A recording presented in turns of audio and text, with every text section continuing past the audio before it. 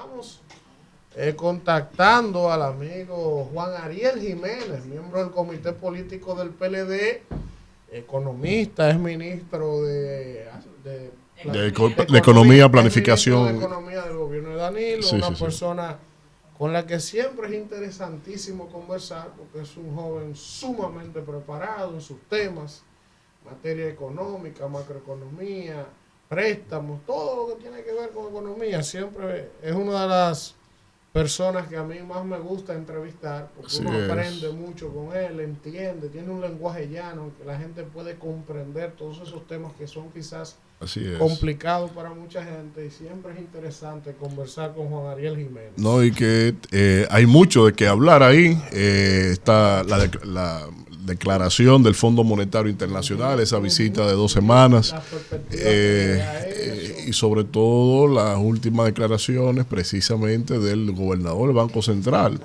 ¿Qué dice Paliza?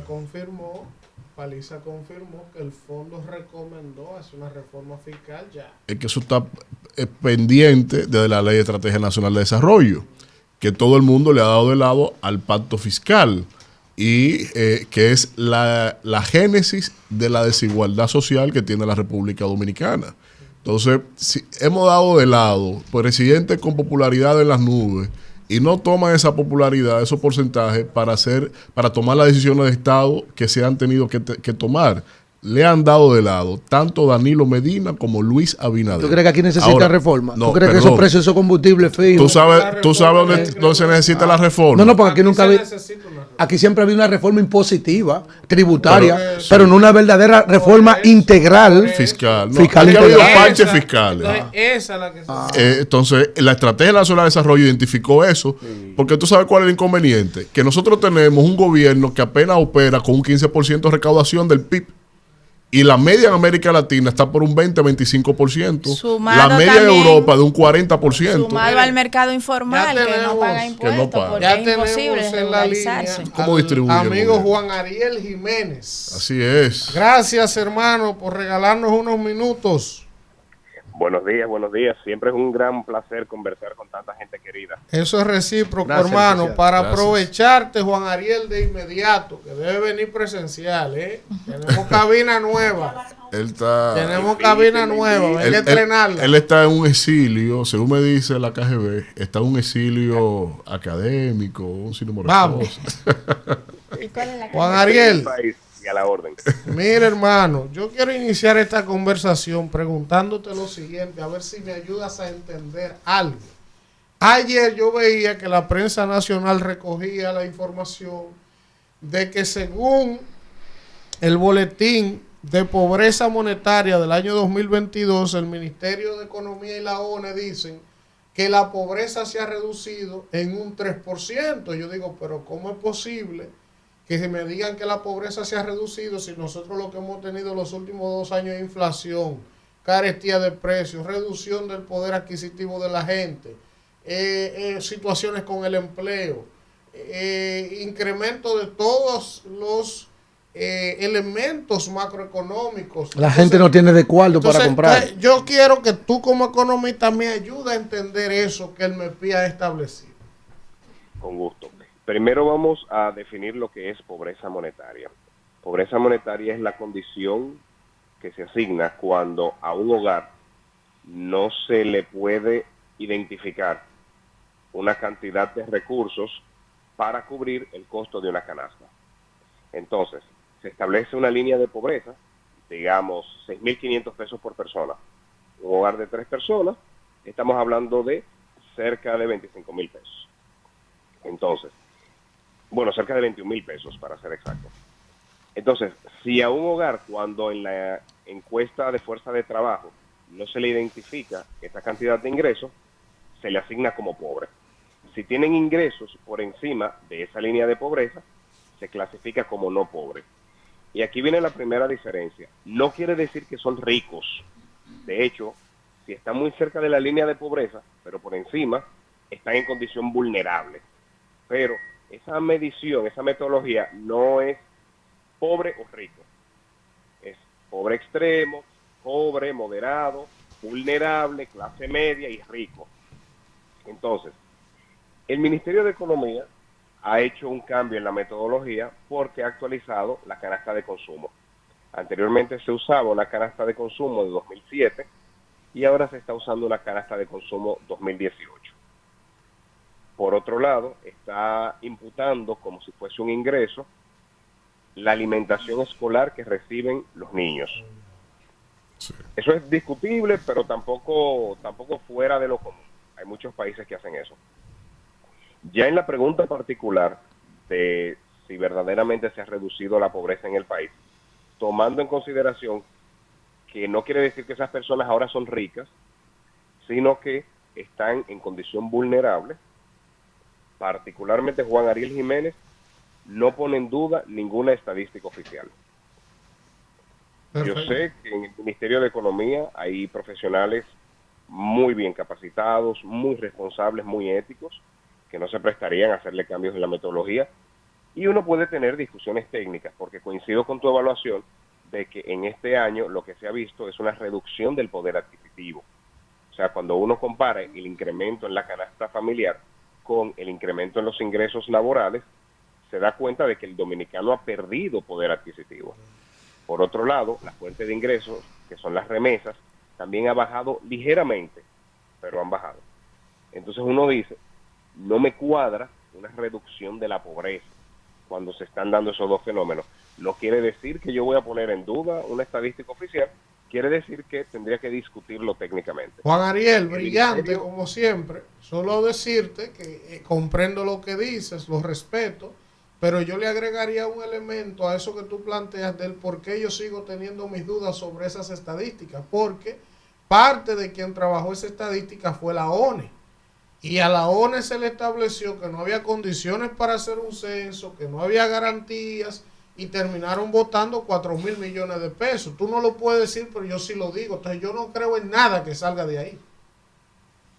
Quisiera aclarar que las estadísticas de pobreza se calculan en lo que se denomina el Comité Nacional de Pobreza. Ahí participa el Ministerio. Sí. ¿Aló? Parece que sigue en línea. Sí, estoy aquí. Sí, participa el Comité Nacional de Pobreza. El Comité Nacional de Pobreza participa la ONE, el Ministerio de Economía y el Banco Central. Pero me voy más lejos. Cualquier dominicano puede replicar el cálculo, porque en mi gestión en el Ministerio de Economía, por primera vez transparentamos los códigos con los que se calcula la pobreza, y con eso cualquier persona descarga las encuestas del Banco Central y puede replicar. De hecho, hay mucha gente que lo hace, y por eso creo que el Ministerio de Economía ni la ONE se prestarían a hacer algún cambio para favorecer en las estadísticas. De verdad que bien. Respeto mucho el equipo. Juan Ariel, Alfredo de la Cruz, usted es un hombre con mucho conocimiento acerca del movimiento económico y de la producción de la República Dominicana, porque yo le doy seguimiento a sus trabajos. ¿A qué se debe esta denuncia que tienen primero los productores de huevo de que hay una oferta? Y dicen ellos que van a perder mucho dinero, que van a la ruina. Yo entendía... Sí, yo entendía, Juan Ariel, que se trataba de que ellos tenían estimado una producción nacional de huevo respondiendo a las estadísticas anuales que ellos manejan, y yo creía que era que la gente no tiene, yo pienso que la gente no tiene capacidad de comprárselo. Ahí vi también los productores de estos productos de ciclo corto, hortalizas, ají, tomates y cosas, de Ocoa, y ayer lo vi el fenómeno entonces también en Jarabacoa, que le estaban dando la producción a la gente porque no tenían a quién vendérsela. Nadie se la está comprando. ¿Qué está pasando por ahí? Yo coincidiría con tu evaluación de que la economía, que estamos acostumbrados a que crezca un 5%, un 6%, y eso da como resultado que las personas consuman más bienes y servicios, incluyendo más huevos. Pero el año 2023 es un año económicamente débil. Estamos teniendo el tercer año de menor crecimiento en los últimos 20 años. Con lo cual, si un productor pensaba, miren, cada año me consumen 1.000 cajas de huevos más, ajá, planifica su producción en base a esa expectativa, y cuando ve un 2023 sumamente lento en términos económicos, pues obviamente ya tiene una sobreoferta. Correcto. Ahora, se han caído las recaudaciones, incluso, es decir, lo han reportado a la Dirección de Aduana, es decir, las declaraciones del primer trimestre están por el suelo. Porque los fletes bajaron, pero... El gobernador Ariel, buenos días. Kimberly por aquí. Por aquí.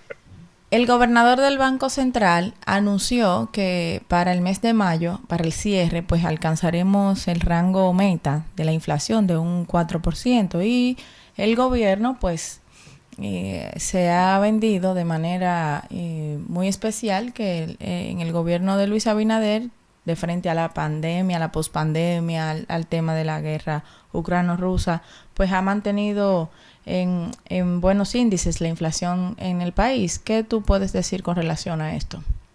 Ahí sí debo decir que no coincido con la evaluación. Yo creo que uno de los grandes problemas que ha tenido este gobierno es el tema de precios, que han usado mil excusas. Primero era la pandemia, luego era la guerra Rusia-Ucrania, los fletes, pero todo eso afecta al resto de países del mundo. Y por alguna razón, si nosotros comparamos el incremento de precios durante la gestión de Luis Abinader, da que es el segundo incremento de precios más alto de Centroamérica. O sea, sí, durante los 2 años y medio, digamos, de gobierno de Luis Abinader, los precios han incrementado un 22%. Solamente Nicaragua ha tenido un aumento de precios similar. Estamos muy por encima del incremento de precios en Honduras, del incremento de precios en Guatemala, del incremento de precios en Costa Rica, y decir sobre el incremento de precios en El Salvador y en Panamá. O sea que ahí sí no le puedo dar una buena nota al gobierno, porque los datos oficiales de cada uno de esos países dan cuenta de que han podido contener el aumento de precios, a pesar de tener el mismo COVID, de tener la misma guerra Rusia-Ucrania y de todo. Han hecho un mejor trabajo que la República Dominicana. Correcto. Ahora, en esa misma... Sí. No, en esa misma tesitura, Juan Ariel, placer siempre, Víctor Villanueva por acá. El Banco Central, el gobernador señala que por primera vez, digamos, porque siempre ha estado por encima de las propias proyecciones que ha establecido como meta el propio gobierno, dice que la inflación se contendrá dentro de lo estimado en más o menos 4%. Por su parte, el Fondo Monetario reduce las expectativas de crecimiento de la economía de 4.9 a 4. Pero el primer trimestre de este año apenas crecimos un 1%. ¿Qué podemos deducir en función a eso? Yo planteo acá que cuando la inflación está por encima de la tasa de crecimiento, realmente hay un crecimiento real en negativo. ¿Qué podemos plantear en función a eso? ¿Y cuál es la perspectiva en el segundo semestre del año, cuando tenemos ya economías como la de Alemania, que recién señala que entra en recesión? Cuando el gobernador del Banco Central dice que para mayo vamos a entrar en el rango meta, quiere decir que vamos a tener una inflación interanual ligeramente por debajo del 5%, porque la meta, como señala, la inflación es 4% más o menos 1%. Sí. Es decir, entre 3 y 5. Sí. Es lo más fácil de entender. No es la primera vez que estamos en el rango meta, para nada. De hecho, en el gobierno anterior de Danilo, el aumento promedio de los precios fue 3.1%. Fuimos de los países de América Latina de más baja inflación. Entonces no es la primera vez que entramos en el rango meta. Por el contrario, desde que este gobierno del PRM tomó el poder, hemos estado todo el tiempo por encima de la meta de inflación. Sí. Por eso digo, yo le puedo reconocer méritos en algunas cosas, no en otras. En precios no se los reconozco. Juan Ariel, de mi parte, finalmente preguntarte lo siguiente. Háblame un poco de tu opinión, Juan Ariel, del tema de la deuda. Cantidad de recursos tomados, todos en el proceso post pandemia, por lo menos yo, evidentemente decía, es lógico que hay que endeudarse no hay recaudaciones suficientes, la economía estuvo cerrada, era entendible. Ahora, yo quiero que tú me hagas una ponderación de la cantidad de dinero que ha tomado el gobierno y el tipo de gasto, o sea, las decisiones que han hecho de inversión pública. Muchos sectores se sienten resentidos, frenados, pero junto con eso, una estrategia que parece correcta del Banco Central, lógica, de elevar las tasas de interés para reducir el consumo y el circulante, pero paradójicamente eso tiene oprimida el clima de negocio, el flujo de dinero. Entonces, me gustaría en cuanto a esos dos temas, deuda y el tema de las tasas, tu opinión. En el tema de las tasas, el Banco Central tuvo que darle un frenazo a la economía para poder frenar los precios. Eso está teniendo como consecuencia que muchas personas no encuentran empleo, que ya como bien ustedes decían, ya hay productores agropecuarios con sobreproducción porque no hay demanda, no hay suficiente demanda. Esa es, digamos, el efecto secundario de ese tipo de medidas. En cuanto a la deuda, para hablar de deuda siempre hay que hablar de calidad de gasto. Mi crítica al endeudamiento de este gobierno no es por haber aumentado la deuda, es porque ese aumento de la deuda no se ha visto reflejado en inversión. Sí. A este gobierno que tanto le gusta decir por primera vez en la historia, lo que sí es cierto es que por primera vez en la historia dominicana se está tomando deuda para pago de gastos corrientes. Nunca antes en la historia se había usado el endeudamiento para pagar gastos corrientes, dígase, para pagar nóminas, para pagar publicidad, para pagar los pillitos, las presitas, todo lo demás. Entonces, este gobierno, en 2 años y medio, ha aumentado la deuda del sector público consolidado más que todos los periodos anteriores. Que 8 años de Danilo Medina, que 8 años de Leonel Fernández y todo lo demás. ¿Cuál es la diferencia? No es cierto que se ha usado en COVID. En COVID se usó para salud 509 millones de dólares. Y el endeudamiento, el aumento neto de la deuda ya supera los 25 mil millones de dólares en el sector público consolidado. Entonces, no me justifiquen más de 25 mil con 510. En los programas de ayuda social se usaron 1.810 millones de dólares. No podemos justificar más de 25 mil millones de deuda por programas sociales de 1.810 Pero ¿y entonces dónde está ese dinero, Juan Ariel? En gasto corriente. El aumento del gasto corriente, señores, la nómina ha aumentado un 30%. El gasto de publicidad de presidencia se ha triplicado. Sí.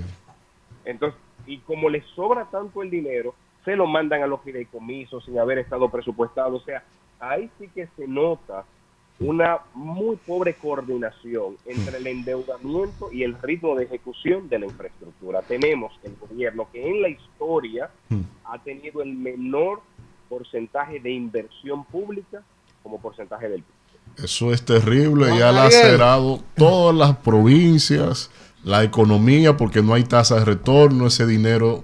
De hecho, Juan Ariel, ¿hay dinero que se ha tomado prestado que se desembolsó y está en Banco Central?